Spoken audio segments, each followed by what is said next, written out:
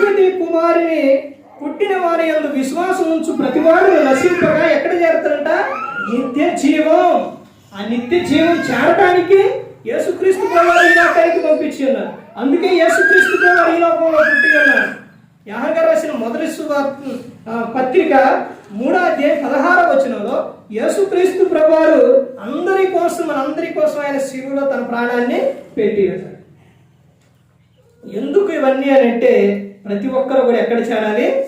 నిత్య జీవం చేరాలి, పరలోకం చేరాలి, ఆయనతో పాటు ఉండాలని. ఎందుకో తెలుసండి, మనిషి గుర్తు పెట్టుకోవాల్సిన విషయం ఏంటంటే ప్రతి క్షణం కూడా నేను ఎవరి స్వరూపం, ఎవరి పోలిక? దేవుని పోలిక. నేను దేవుని పోలిక అండి.